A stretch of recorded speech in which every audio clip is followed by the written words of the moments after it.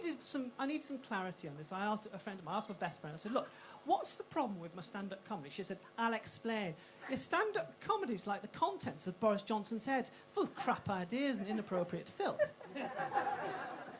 She said, you like that crap character out of Star Wars. I said, ooh, like that mystical energy that binds everything together. She said, no, you walk funny. Most people think you should be deactivated.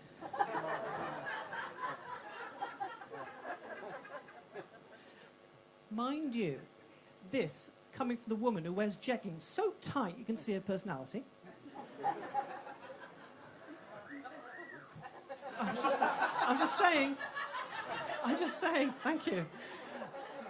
She thinks a lesbian experience is a special gift package you can buy at Argos.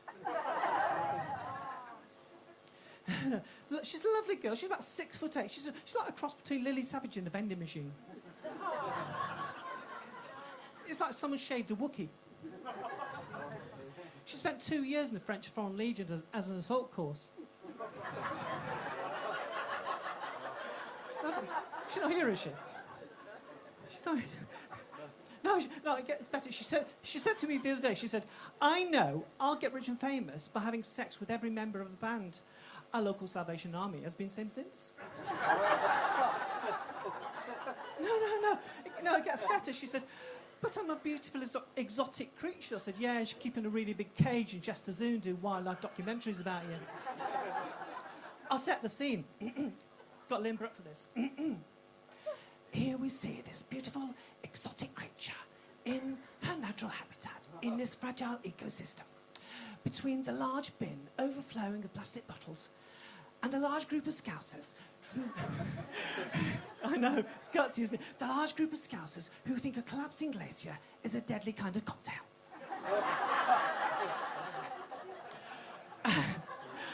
And we listen as we hear her familiar plaintive cry.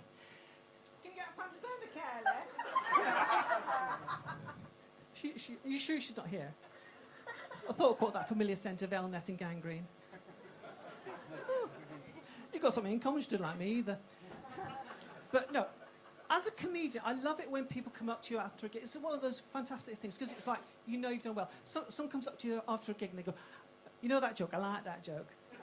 Yes, I know, it's not going to happen here, it's all right. I got an email from David Attenborough. Yes, it was an impression of David Attenborough. Fuck off.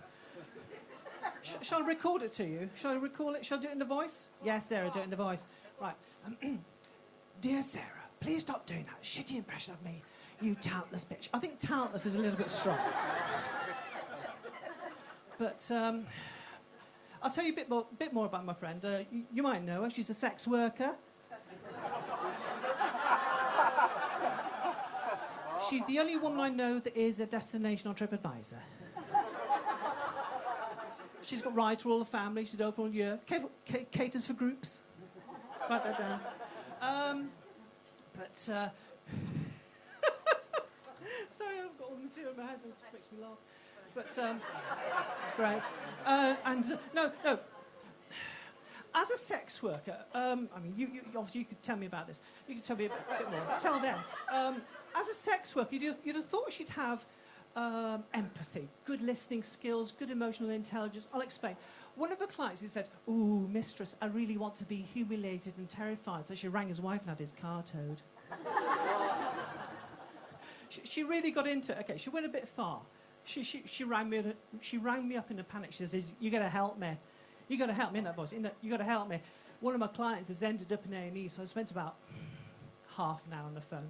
Felt like a couple of hours trying to explain. I said, look, there's a big difference between using a horse crop, you like this, and a Black & Decker. It's for external use only. It's kind of pain that lingers. It's going to leave a mark. You're sitting there thinking, do you think there's a B&Q on the way home? How are you going to explain you want a purple sparkly one?